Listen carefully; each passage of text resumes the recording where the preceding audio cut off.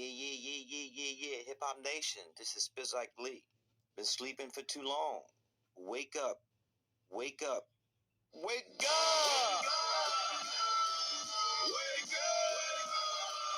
I see the sunshine gazing through the window pane. Blazing like endo flame. It's time to wake up. Come to your senses, man. Snow is all around you, but you don't play in the winter games. Cartridges surround you, but you ain't playing Nintendo games. Load them up and fill them up to the top before you cock your name. Trying to get from the bottom to the top, like the stock exchange. Shower shitting. Peace and love to the family. This is the Darius Corbin Mystery School. Beautiful people, it's always a pleasure. Of course, I do not own the copyrights to that awesome song by Ludacris, Do the Right Thing, featuring Spike Lee. But people, it's time to wake up. Now, in the Darius Corbin Mystery School, which is the home of the metaphysical and esoteric knowledge, my aim as a divine Christ on this planet, as the son of the mother God, every time you watch my channel, every time that stop button happens,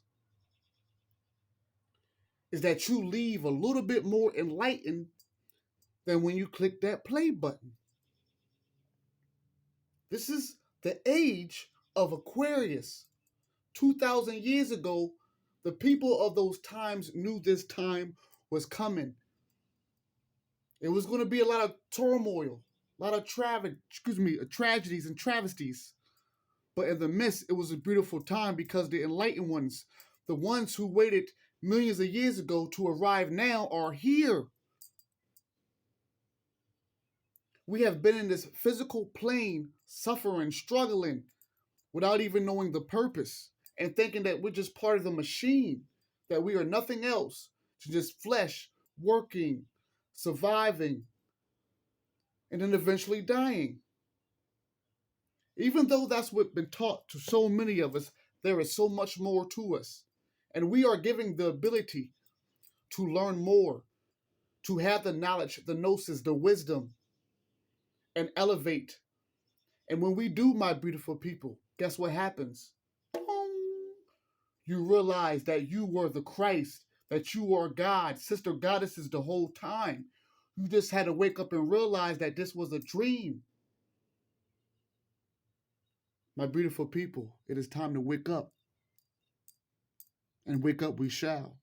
So welcome to the Darius Corbin Mystery School, the home of the esoteric and metaphysical knowledge. I want you to grab a pen and a pad. I'm going to give you time. I'm going to drink my OJ.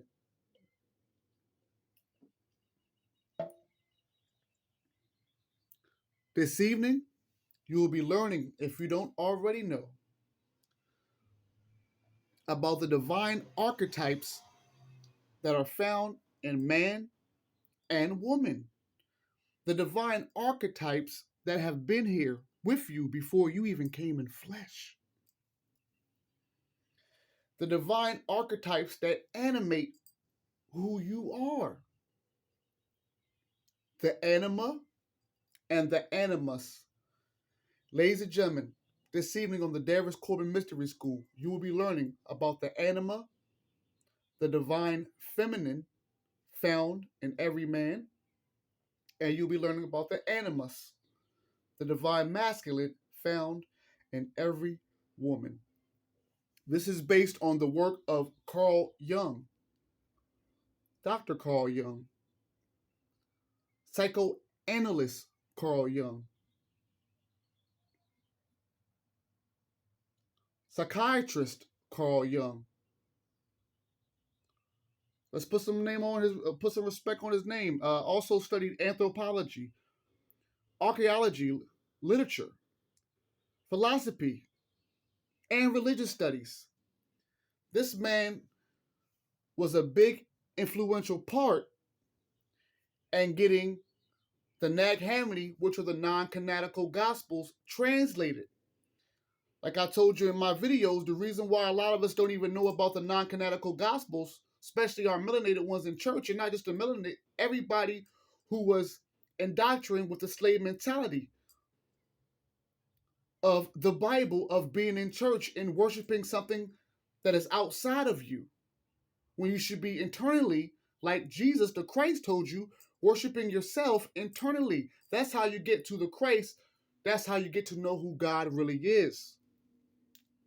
So Carl Jung was very influential in getting the Nag Hammadi scriptures translated and brought to the Western civilization. The Nag Hammadi scriptures were discovered in 1945, but it wasn't translated into English until 1977. Do understand how much damage was done in between time. So tonight we're going to be focusing on the anima once again and the animus, the divine feminine in every man and the divine masculine in every woman. I'm not going to waste too much of the time. I told you a little bit about Carl Jung. He was born 1875. He died 1961. Now, how many of you right there can close your eyes right now and visualize the yin yang symbol? Oh, school class is in session right now. Have your pen and pad ready, because my biggest goal, like I told you, is to have you a lot more enlightened, illuminated, than by you sat down and pushed that play button. That's my job as a divine Christ, as the son of the mother God.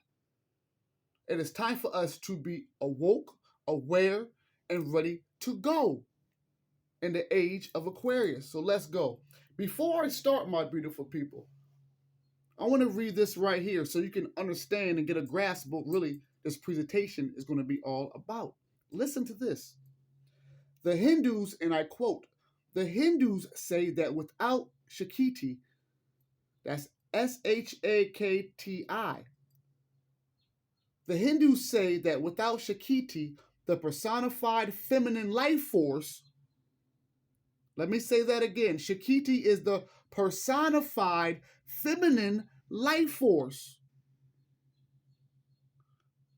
Without her, Shiva, who encompasses the masculine ability to act, becomes a corpse. She is the life energy that animates the male principle, and the male principle in turn animates action in the world. See, we're dealing with Eastern philosophy right now. Us being in this Western philosophy, I gotta let you know, and you should already know, there is so much that has been hidden, so much that has been kept. To my sisters out there, you go church and have been going church for buku years, up teen years, and giving your energy, which is so primordially divine, to this deity who is a lesser energy, a lesser God than you. But since you don't know that, and you give all your energy to this one Father God who is a demiurge, you don't know about the Eastern philosophies that knew who you truly were. And know that you were the microcosm to the macrocosm, which is the divine feminine within the cosmos, and even to the pleroma. Understand that?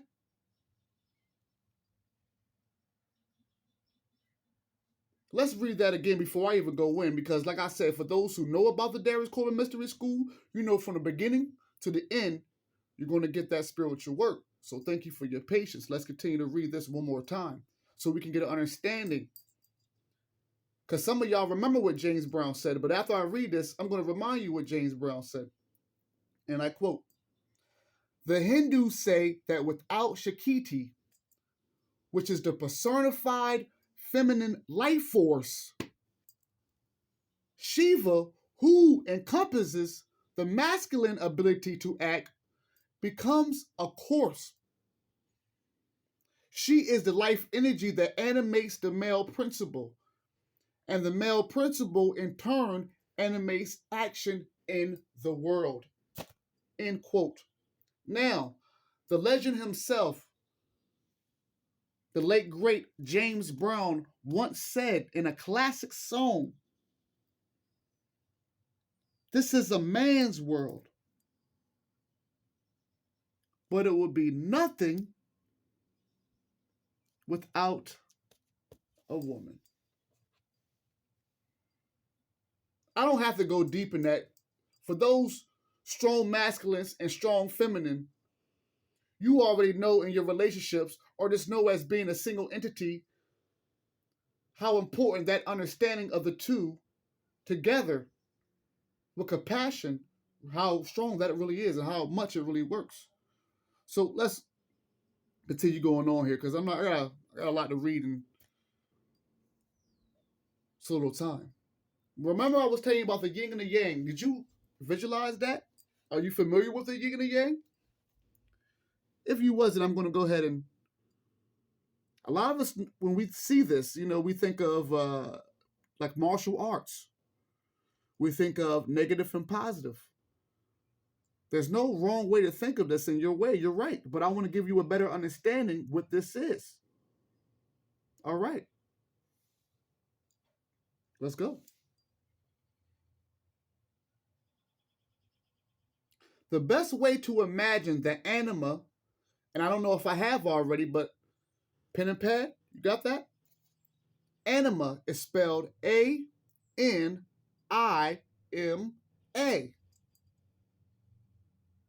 A-N-I-M-A. That's anima. What did we say anima was? The divine feminine, the divine archetype that is found with every man on this planet.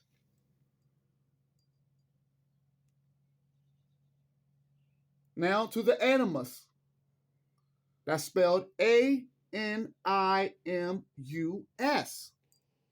Once again, animus is spelled A-N-I-M-U-S.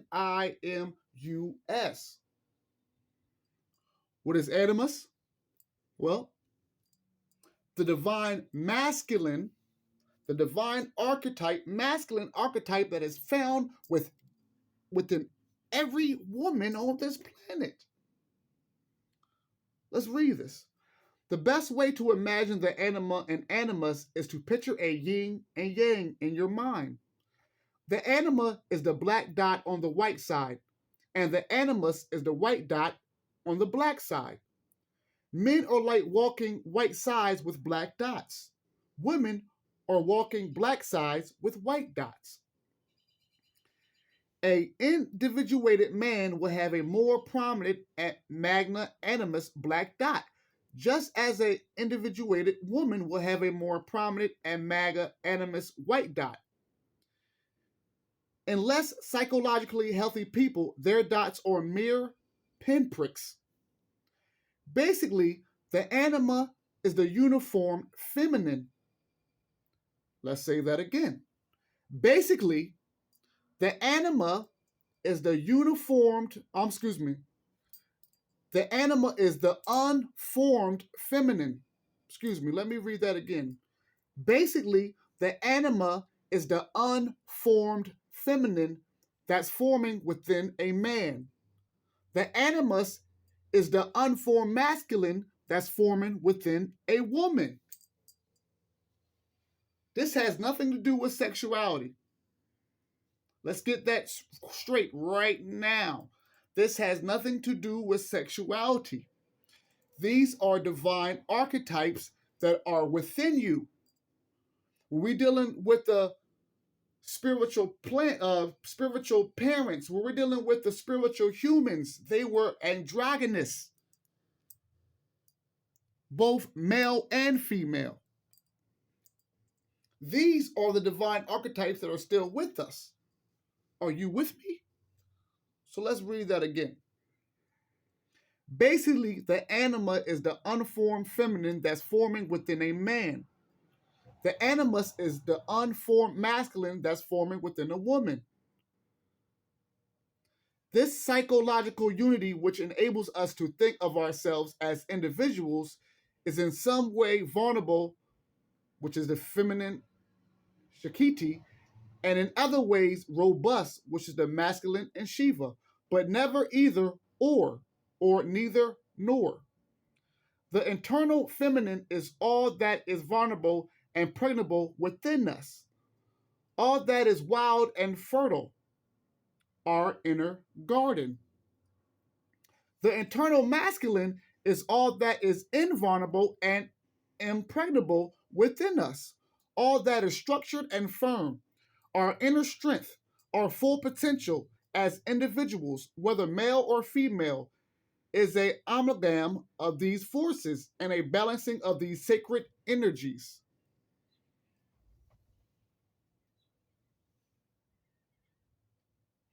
Are y'all all right? Because I'm going to break, and probably another post, I'm going to break down the Anima and Animus in ways that you can more understand. But before I do that, I'm going to still break it down more than you can understand this evening.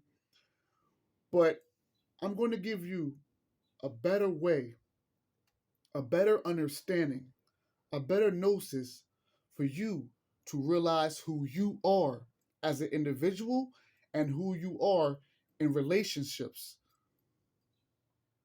Get ready for this. We about to take a trip.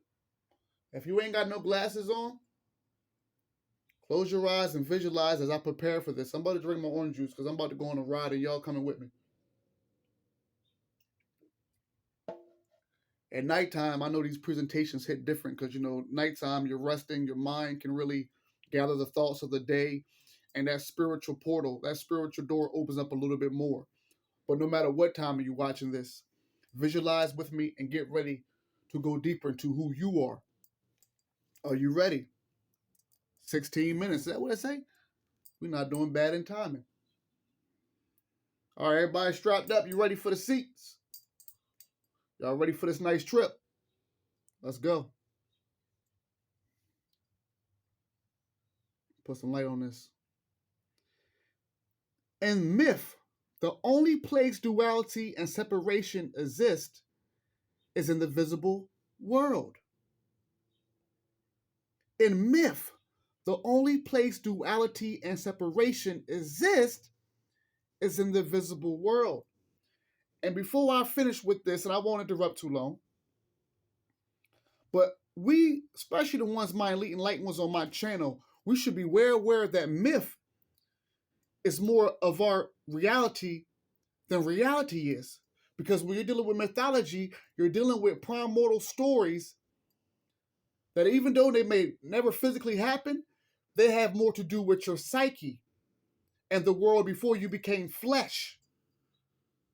So they validate us more than any of this reality, this Maya, this illusion that we have right now. So let's go back into our field trip. Seatbelt still on. If you feel comfortable with not having a seatbelt, it's cool. It's going to be a hell of a ride. I just want you to know. So let's go. In myth, the only place duality and separation exists is in the visible world. In the eternal realm, from which the physical world emanates at the beginning of the cosmic cycle, there is no separation whatsoever. Only oneness, the whole. As a beam of white light breaks into every visible colors when it hits a prism, so does the visible world only come into focus through conscious constricting lens of the ego. Let's read that again. As a beam of white light breaks into every visible colors when it hits a prism, so does the visible world only come into focus through the conscious constricting lens of the ego. And even though the psyche is itself a reflection of the greater, transcendent consciousness of the universe, the mind is so narrowed as to make the internal realm not only invisible, but inconceivable. My beautiful people, are you listening?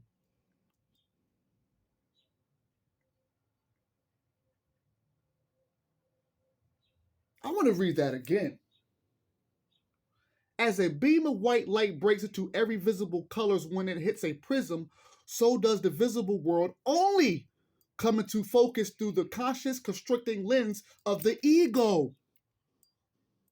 And even though the psyche is itself a reflection of the greater,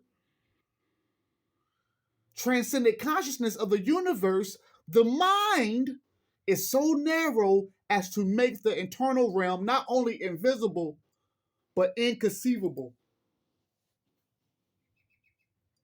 The visible world is but a single ragged shard of a lost whole. It's talking about this physical world that we're in. Don't get it twisted. The material world, the visible world, the physical world. Talking about that. This. The visible world is but a single ragged shard of a lost whole. Each and every division so obvious and real in the visible world simply disappears in the transcendent realm. Let me read that again slower.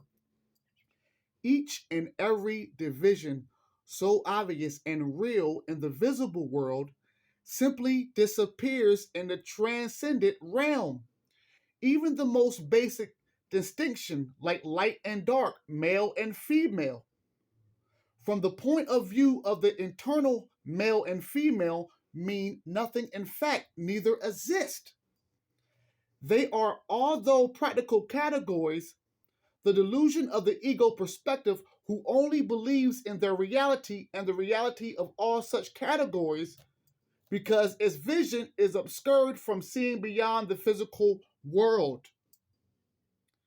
Expanding our vision and our consciousness to the great transcendent reality behind this world is the heart of mythology. Now, I know that was a lot. People, I am the divine Christ. It is time for you to know that you are the Christ. We are in this age of Aquarius. For centuries and centuries, we have been confused, stuck, trapped in this physical world. It was prophesied 2,000 years ago and millennials before that we would enter this age of Aquarius. Even of waking up, we would know who we are in this age of Aquarius.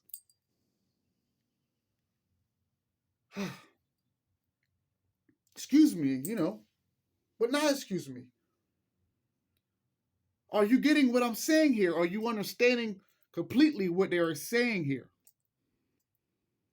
You have focus. We have put too much focus in this physical world. Our egos.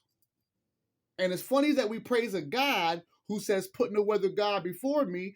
He's an egotistical God, and that's the one you're praising to. But to get to the Supreme Father and Mother, you have to go past that demiurge that you call Yahweh or Jehovah and understand that the Christ is you. You got to redeem yourself to get past that demiurge and his archons, who is an alien god with alien goonies who have control of you right now. But some of y'all not trying to deal with that. Welcome to the age of Aquarius. For Jung, that's Carl Jung, the one that brought us this work, for Jung, the psyche is made up of both masculine and feminine aspects. Masculine and feminine are not analogous with male and female here. They are expressions of complementary types of psychic energy. And let me read that again. They are expressions of complementary types of psychic energy and are not necessarily tied in any way to male and or female people. Let me read that again, because fam, I like to be clear with this. You are learning about the anima and the animus. Once again, the divine feminine found in every man and the divine masculine found in every woman. Divine archetypes. Let's keep on reading. I'm going to read that again. For Carl Jung, the psyche is made up of both masculine and feminine aspects. Masculine and feminine are not analogous with male and female here. They are expressions of complementary types of psychic energy and are not necessarily tied in any way to male and or female people. The self holds the potential for the full expression of both types of energy. The self holds the potential for full expression of both types of energy, and whether that self is contained in a male or female body is insignificant. Masculine energy is characterized by the realm of the mind, rationality, logic, assertiveness, directed will, and intention and outward action. Feminine energy contrawise is the realm of emotions, tenderness, sensitivity, patience, connection with nature, and the nurturing and creative instincts. My beautiful people on planet Earth, my beautiful people who see me throughout the universe, understand this is breaking down who you are. And we about to break down all the way to the bone marrow.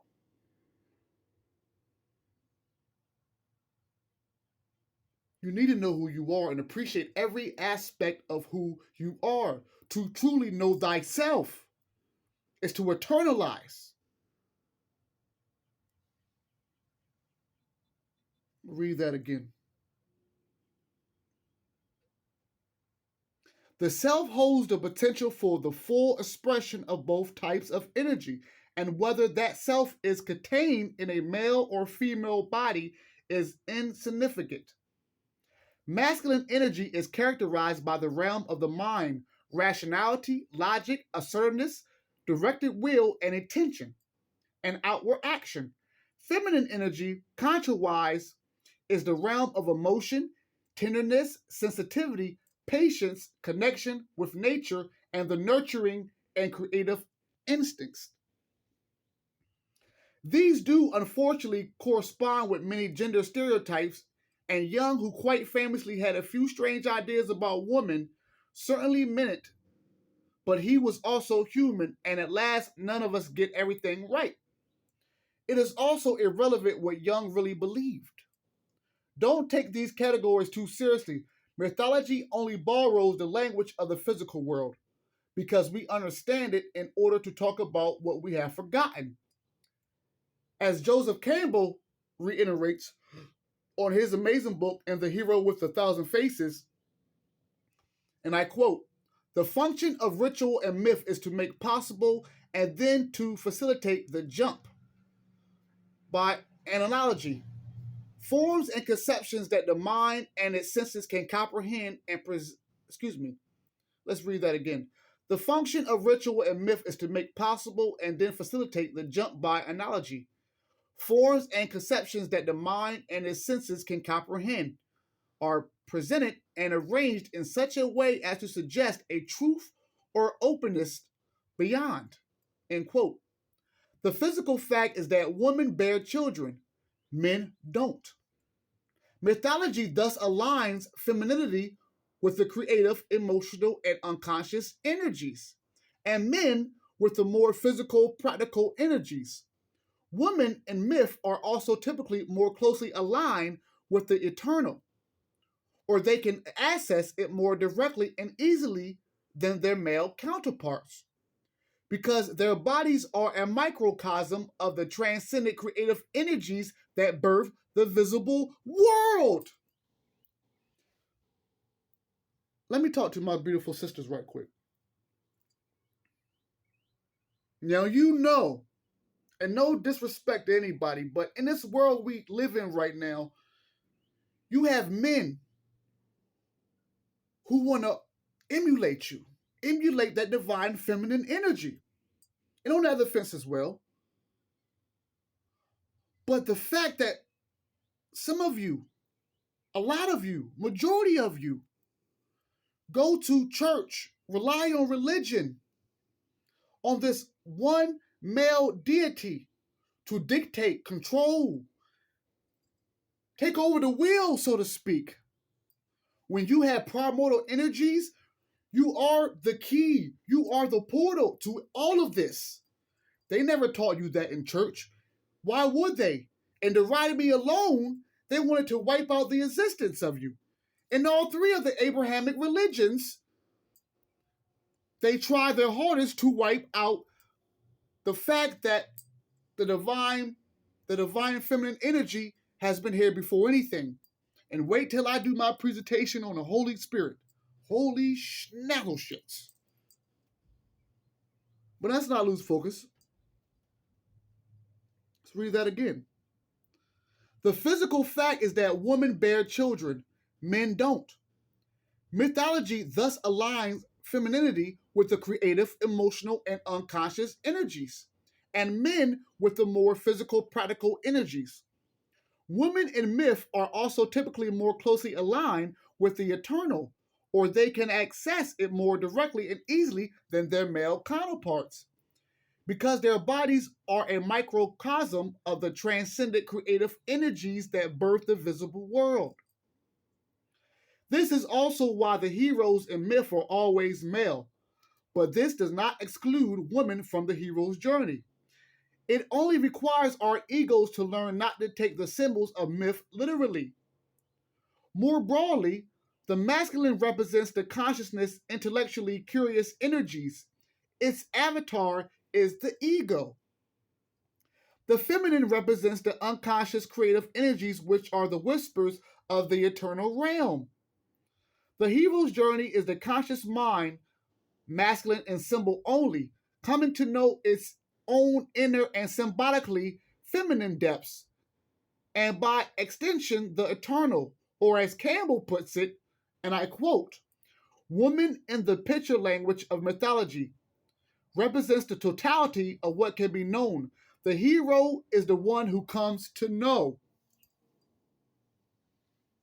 The hero, the divine masculine, his journey is complete when he gets to know the completion of himself. And he cannot know the completion of himself until he comes to grips and comes into with the divine feminine energy. It's no different than your Jesus and Mary story, your Isis and Osiris story. Let's keep on going.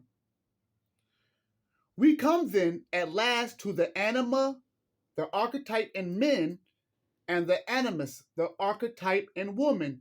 It lies deep in the unconsciousness. Ladies and gentlemen, once again, welcome to the Darius Corbin Mystery School. I present to you the anima and the animus, the divine masculine found in every feminine woman on this planet, and the divine feminine found in every masculine man and brother in this planet. Every man, every woman has the anima and animus. So let's go on.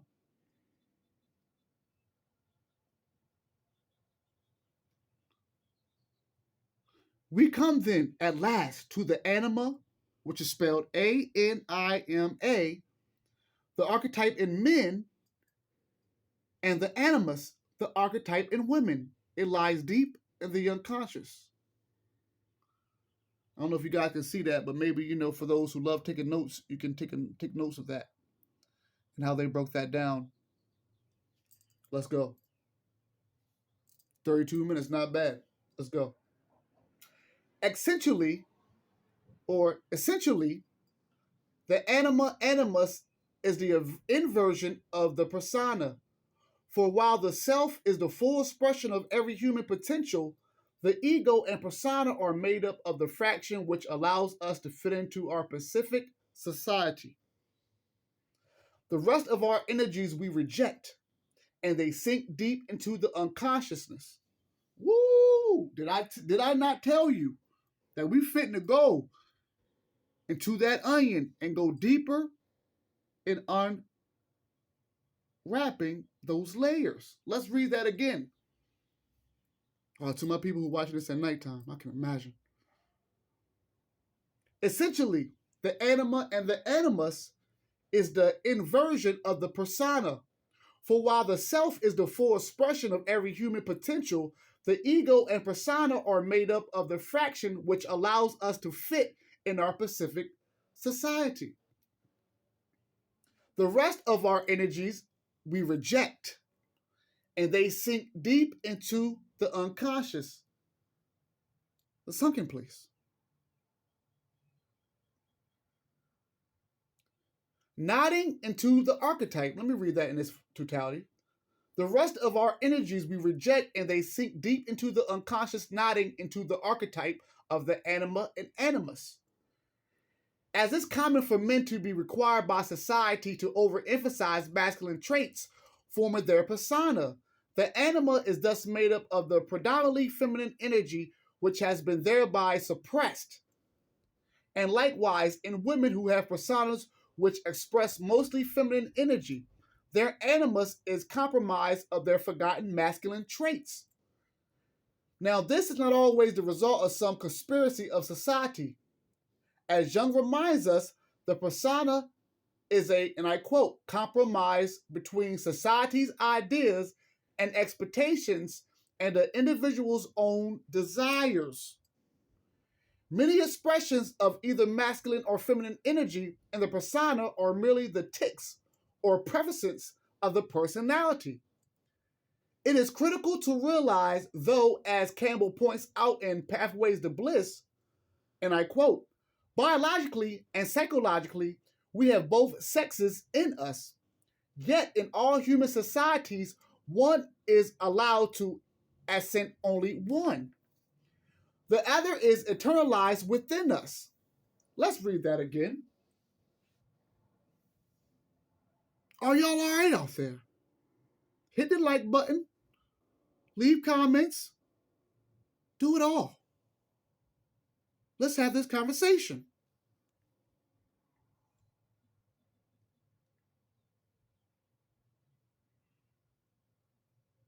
As Joseph Campbell points out in his book Pathways to Bliss, and I quote, biologically and psychologically, we have both sexes in us. Yet in all human societies, one is allowed to assent only one. The other is internalized within us, quote unquote. This internalized self is the anima or animus, the shadow of the persona, which Jung calls, and I quote, the soul image. While we use the term soul typically to refer to what transcended about someone, Jung uses soul as another word for personality, where the persona is your personality in the external world. The anima and animus is the inner personality or soul image which has not been allowed to develop.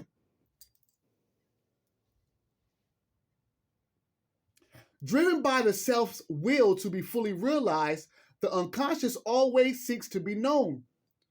As the conscious mind is completely unaware of the anima animus, we encounter our soul image craving our recognition continually. Let me read that as a whole. Driven by the self's will to be fully realized, the unconscious always seeks to be known. As the conscious mind is completely unaware of the anima and animus, we encounter our soul image craving our recognition continually. Most commonly in romantic relationships, unknowingly, many, perhaps most people are attracted to those who most closely resemble their anima and animus, incarnating the adage, and that's spelled A-D-A-G-E, or, and I quote, opposite attract, quote, end quote. Hypermasculine men tend to be attracted to hyperfeminine women. For example, put in less extreme terms, many people choose partners who balance each other out with complementary strengths and weaknesses. But because the anima and animus resides deep in the unconscious realm, we rarely have any inkling at all that our prospective partners often embody the lost aspects of ourselves. Instead, we meet someone and simply react. If this dynamic had an anthem, it would surely be the love song from Sleeping Beauty, 1959. Now, I'm going to take a sip of my OJ, because once I read this, some of y'all might put this on Facebook. It's really beautifully written.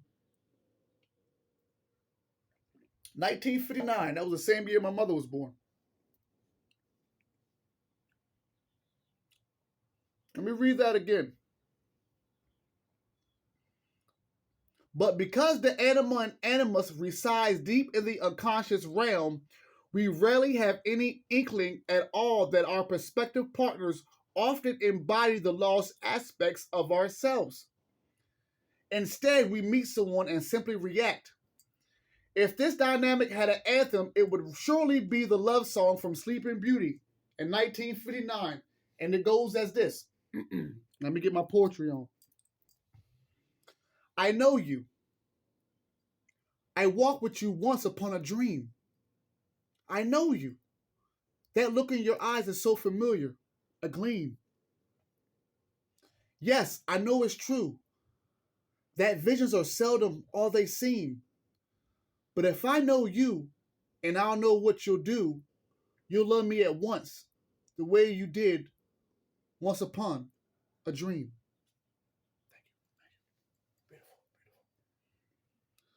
This describes the feeling of love at first sight, the mysterious sense that you already know someone you've yet to meet.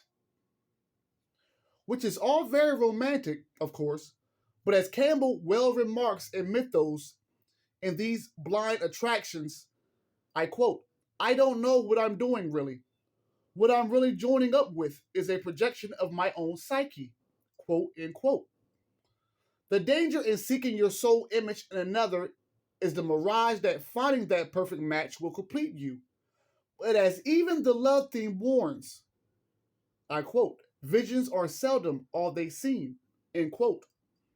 Or as Campbell puts it more soberly in Pathway to Bliss, and I quote, two people meet and fall in love, then they marry, and the real Sam or Susie begins to show through the fantasy, and boy, is it a shock. Family, we all been through this. Love at first sight, we meet somebody, oh my God, something about you. We recognize something in that person that we recognize in ourselves. Not knowing that this is a part of the anima and the animus, the true divine feminine in every man and the true masculine in every woman. So it's, oh my God. Then we jump right into things, right? Then before you know it, you get a chance to live with this person. You finally get to realize now the fantasy is over with. Now you really get to see that person for what they is, whether good or bad, right? So now the fantasy dies out. This is what Carl Jung and Joseph Campbell was talking about. Now the one undeniable fact. Let me read that again. Two people meet and fall in love, then they marry. And the real Sam or Susie begins to show through the fantasy, and boy, is it a shock. Now the one undeniable fact. This disillusion is inevitable. You had an ideal. You married that ideal. Then along comes a fact that doesn't correspond to that idea. You suddenly notice things that don't quite fit with your projection.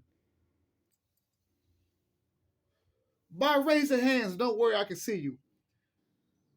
Have you been through that? I can honestly say I've been through it, so I know I'm not alone. Let me read that again and see if that hits a chord or strikes a chord with anybody as I read it. Let's read that again. Start here. And Joseph Campbell, who wrote, of course, the Hero with 1,000 Faces, A Hero's Journey. Look up Joseph Campbell's works. I believe he's been long gone, but his work still is alive and still resonates. In his book, The Pathway to Bliss, and I quote, two people meet and fall in love. Then they marry, and then the real Sam or Susie begins to show through the fantasy. And boy, is it a shock. Now the one undeniable fact comes in. This disillusion is inevitable. You had an idea. You married that idea. Then along comes a fact that doesn't correspond to the idea. You suddenly notice things that don't quite fit with your projection. End quote. This is not a case of needing to find someone more compatible. Ooh, this is about to get good. Because we all been there.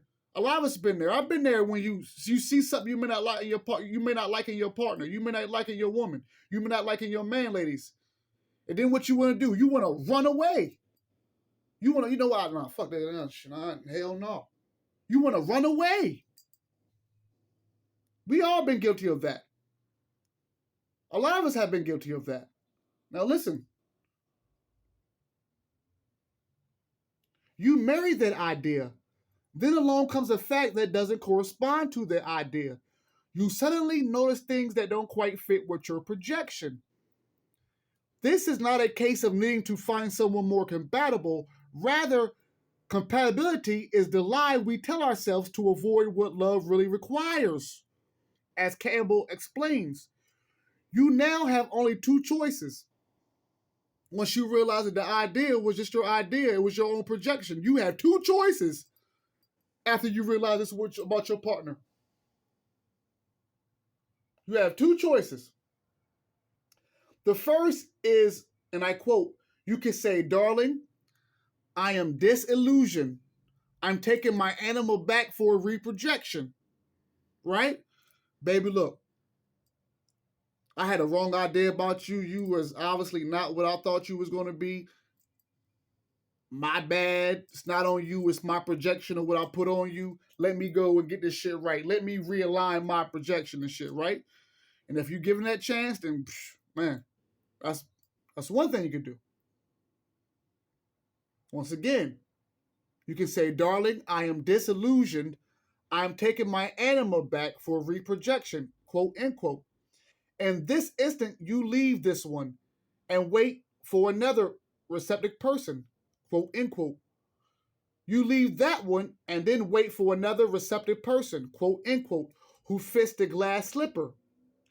But as disillusionment is inevitable, this only creates an endless pattern of temporary and shallow, although safe relationships. So Joseph Campbell says, when you find out that projection is not what you want it to be, you can bow out and say, you know what, you're not everything I thought you was going to be. And leave, and then wait for another one to be a lot more safer, but you're still in a disillusionment. You're not dealing with the biggest issue, which is you and how you're projecting things. So let me read that again. In this instance, you can leave this one and wait for another receptive person who fits the glass slipper, but as disillusionment is inevitable, you can't escape the shit. This only creates an endless pattern of temporary and shallow, although safe, relationships. Let's continue. As for the second choice, because you remember you had two choices when you realize this, Campbell warns us that, and I quote, there is only one attitude that will solve the situation, and it requires that you, and I quote, transform passion into compassion. Ooh, wait. Listen, didn't I tell y'all this was going to be an amazing presentation? Didn't I tell you it was going to be enlightening?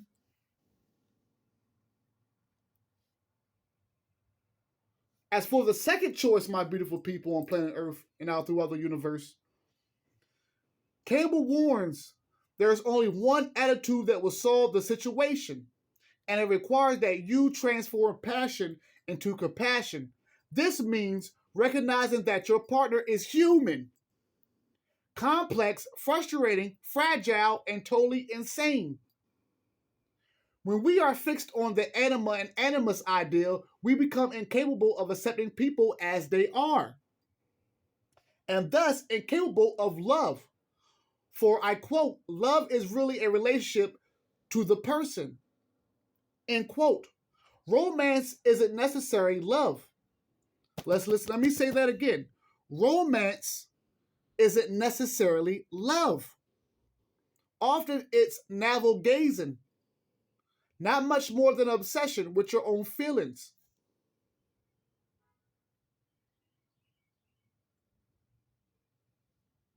I feel like I gotta read that again for a moment. I'm just gonna read that again. As for the second choice, Campbell warns us there's only one attitude that will solve this situation, and it requires that you transform passion into compassion. This means recognizing that your partner is human, complex, frustrating, fragile, and totally insane.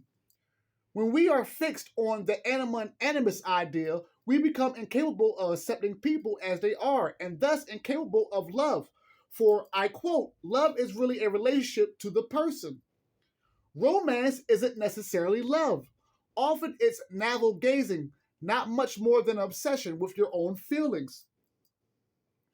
Campbell uses the revelation of Tonio, the protagonist in Thomas Mann's novella, pretty much Thomas's book, Tonio Kroger, to describe the transmutation of passion to compassion.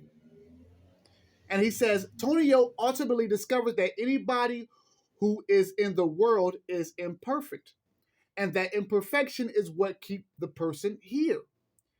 He realizes that nothing alive fits any ideal. It is the imperfections that identify someone. It is the imperfections that ask for our love.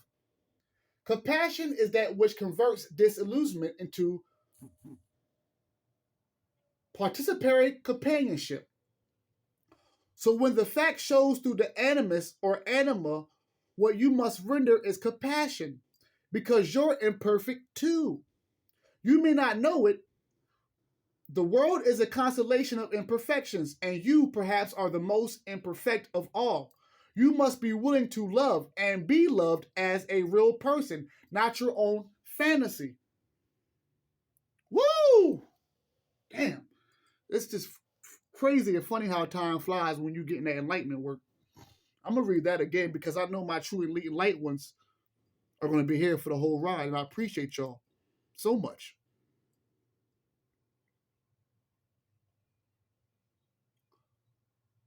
Let's go. So when the fact shows through the animus or anima, what you must render is compassion because you're imperfect too. You may not know it.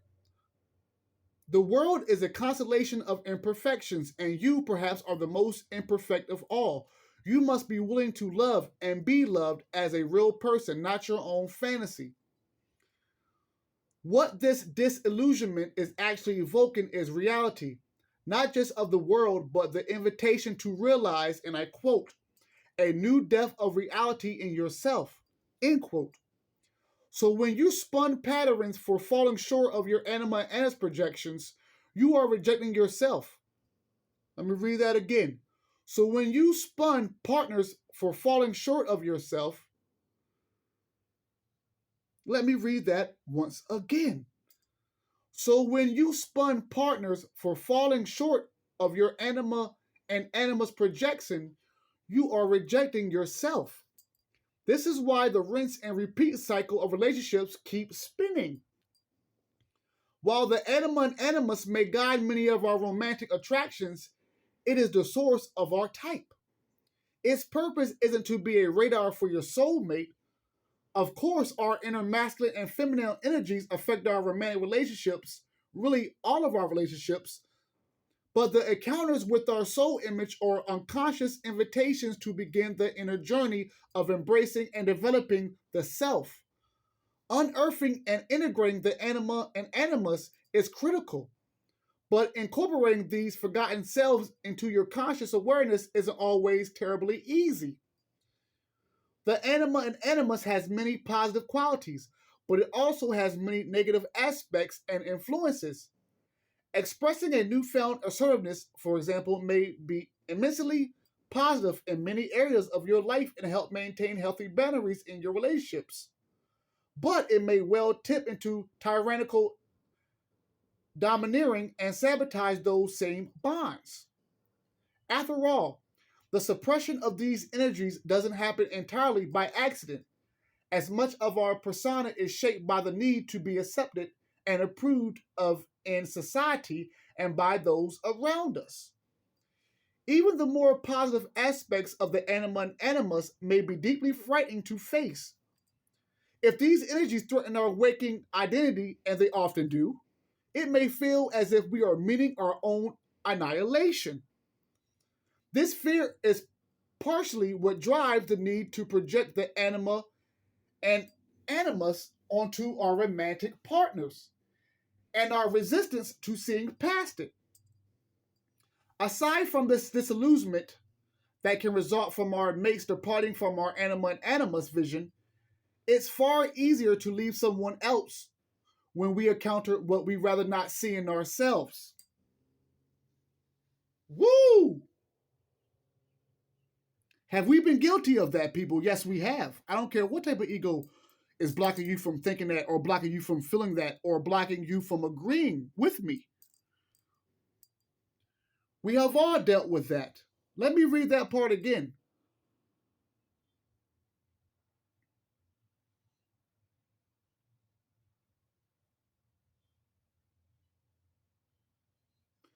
This fear is partially what drives the need to project the anima and animus onto our romantic partners and our own resistance to seeing past it.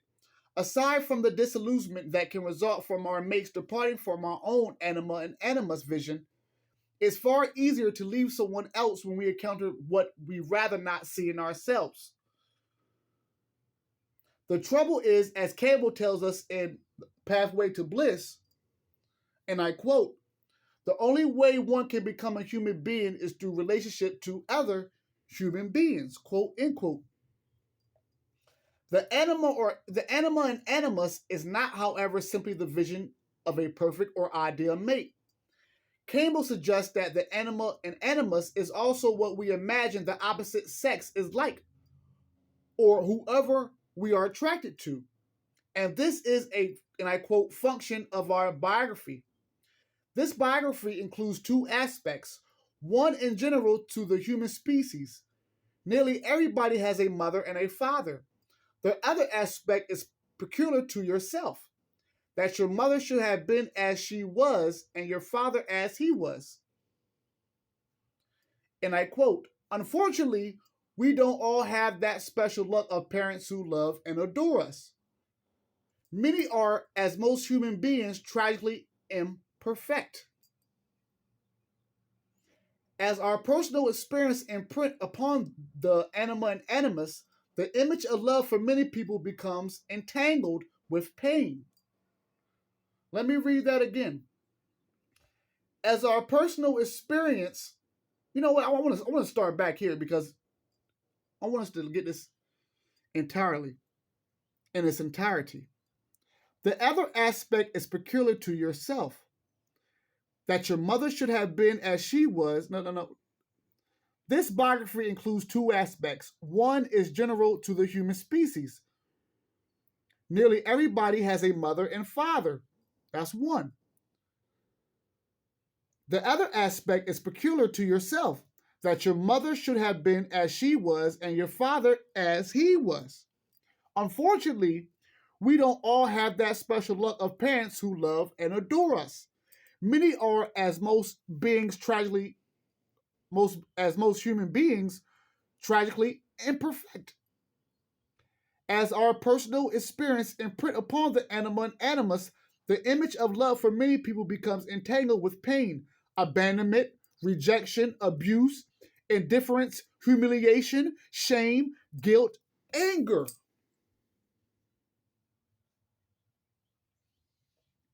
How many of you out there, by a show of hands, I can see you, have been through that through your life? And if you have, know that the animus and the anima,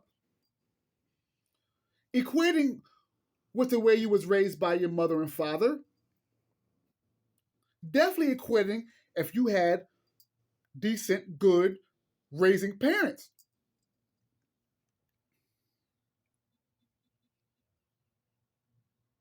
Listen to that. Unfortunately, we don't all have the special luck of parents who love and adore us. Many are, as most human beings, tragically imperfect. Imperfect.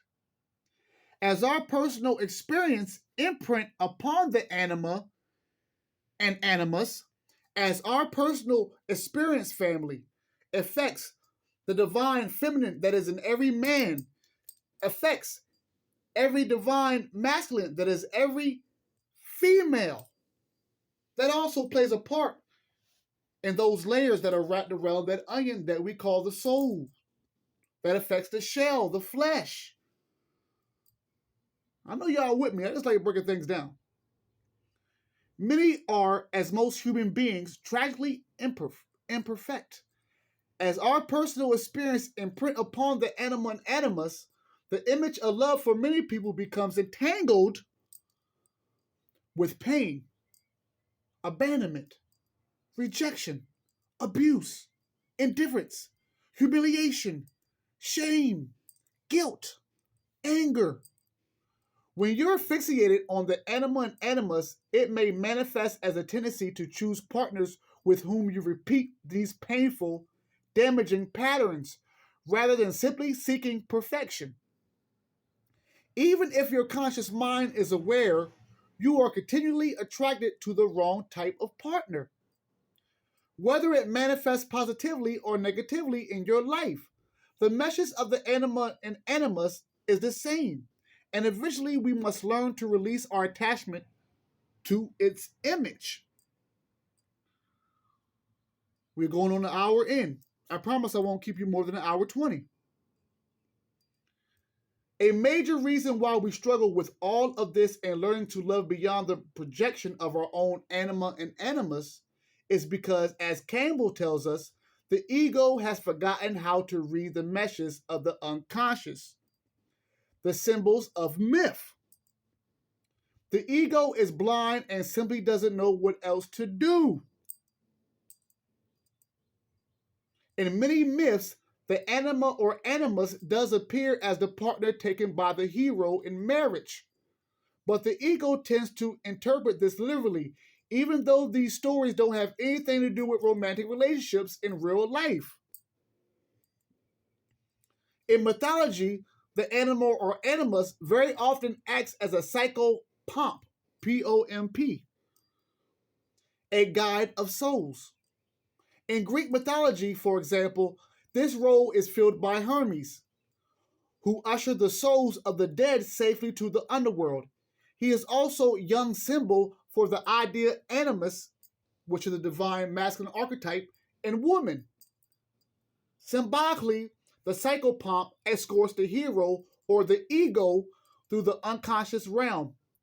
In fairy tales, the soul image often incarnates as an enchanted or cursed princess who tells the hero how to safely venture through the bewitched castle, escape in many traps, lift the curse, and return to her. Now, it is said that Snow White and the Seven Dwarfs, or Seven Dwarfs, excuse me, Seven Dwarfs. Snow White and the Seven Dwarfs. How many of you remember that fairy tale? It is said that the seven dwarfs are nothing more than the anima which are found in every woman. So the seven dwarfs were the divine masculine archetypes that were found within Snow White. They say that the anima, which is divine feminine found in every man, only usually has one archetype, and that's Sophia, the Divine Mother. Let's see where we're at. Let me read that again.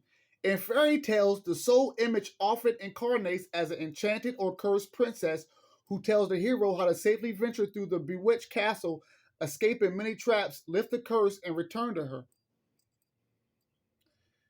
In the Greek tales of Theseus and the Minotaur, Adrian, the king's beautiful daughter, and the anima, out of love for Theseus, gives him a ball of thread with which he can enter the dangerous labyrinth to slay the Minotaur and return without getting lost. Yet the role of psychopomp is not necessarily separate from romantic attractions. Campbell explains, and I quote, "Everybody, I hope, has had the experience. Somebody walks in a room and your heart stops. This is the appearance of the guiding anima," end quote.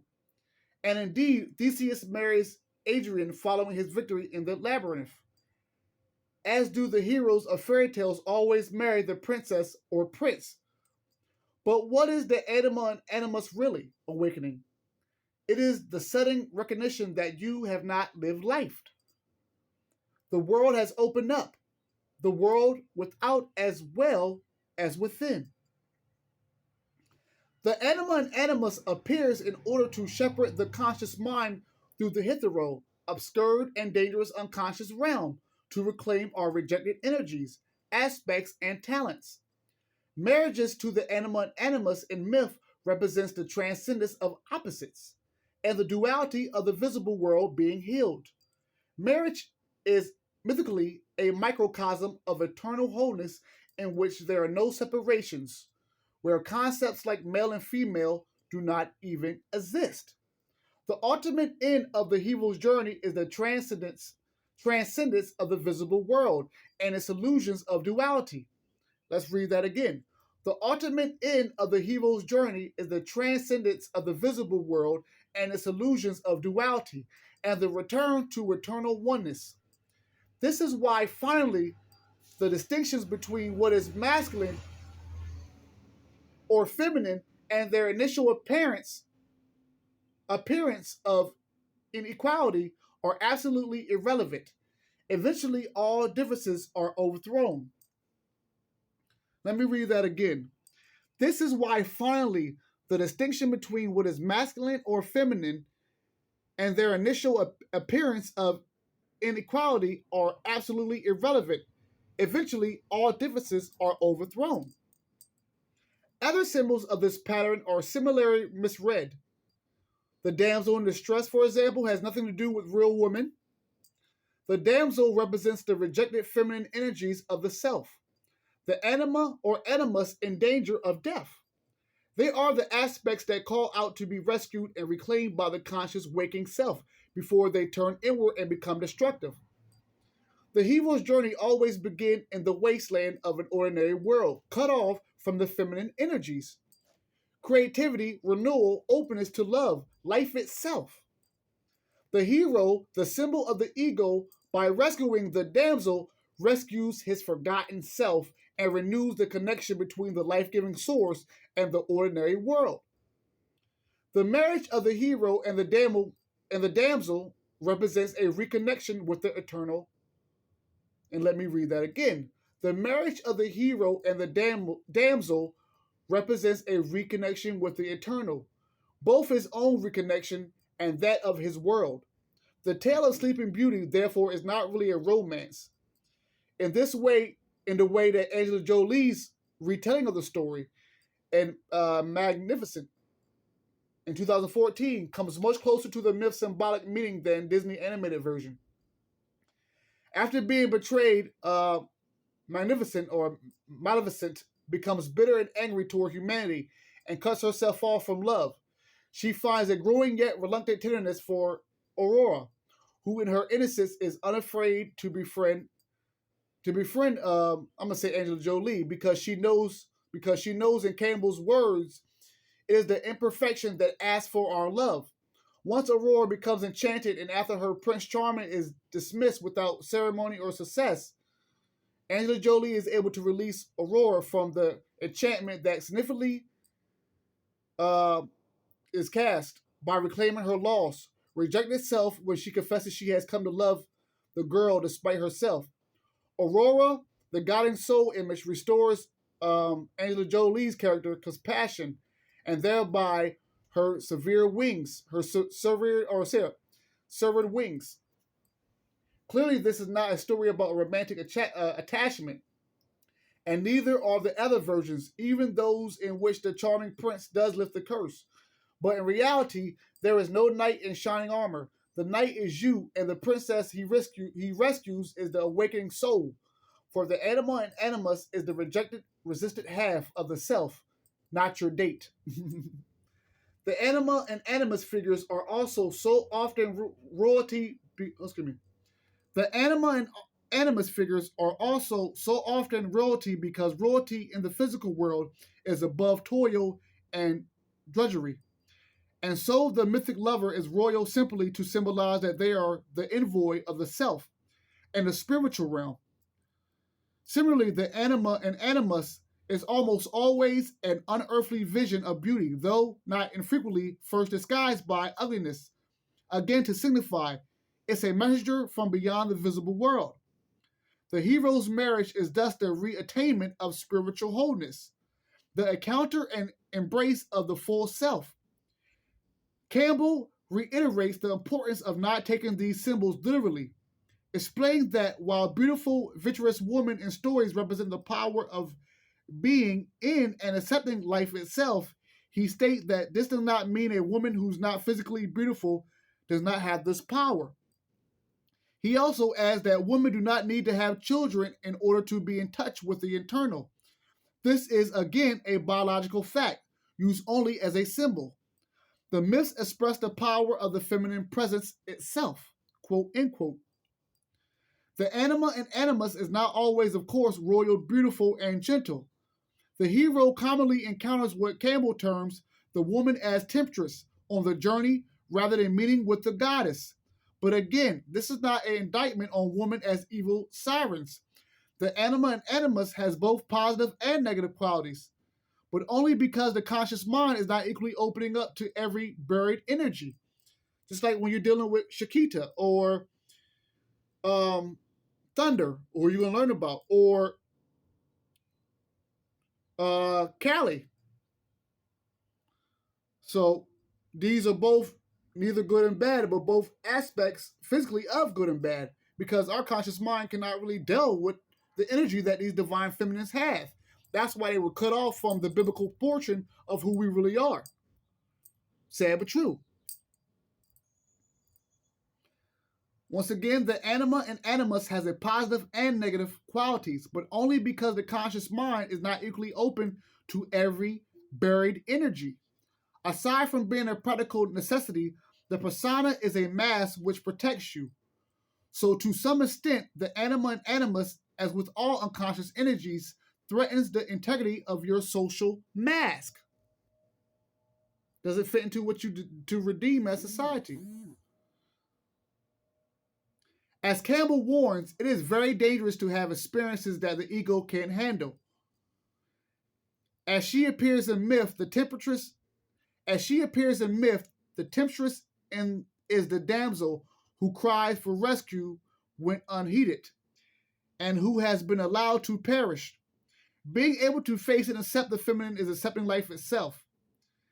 As the hero progresses in the slow initiation, which is life, the form of the goddess undergoes for him a series of transfigurations. She can never be greater than himself, though she can always promise more than he is yet capable of comprehending. She lures and she guides. She binds him, bursts his feathers, and if he can match her import, the two, the knower and the known, will be released from limitation. Damn it, I told you I was only going to be an hour and 20. I might be more than that, because we almost done. But I'm not in a hurry at all. Anyway,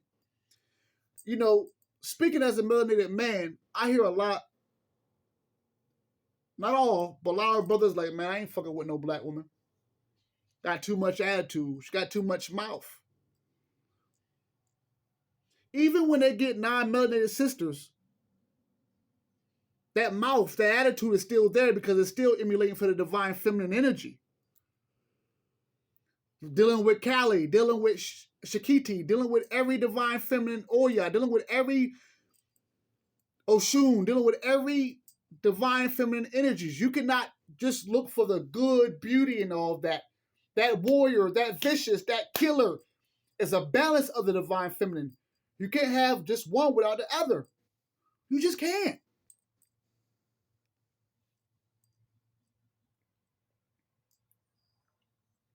And let me read this again. So to some extent, the Anima and Animus, as with all unconscious energies, threaten the integrity of your social mask. As Campbell warns, it is very dangerous to have experiences that the ego can't handle, quote, end quote. As she appears in myth, the temptress is the damsel who cries for rescue when unheeded, and who has been allowed to perish. Being able to face and accept the feminine is accepting life itself. Let me read that again. Being able to face and accept the feminine is accepting life itself. As the hero progresses in the slow initiation, which is life, the form of goddess undergoes for him a series of transfigurations. She can never be greater than himself, though she can always promise more than he is yet capable of comprehending. She lures, she guides, she bids him burst his feathers. And if he can match her import, the two, the knower and the known, will be released from every limitation. By deficient eyes, she is reduced to inferior states. By the evil eye of ignorance, she is spellbound to banality and ugliness. But she is redeemed by the eyes of understanding. The hero who can take her as she is, without undue commotion, but with the kindness and assurance she requires, is potentially the king. The Jesus story, Jesus and Mary story all over again. The Christ and Sophia story all over again. The Isis and Osiris story all over again.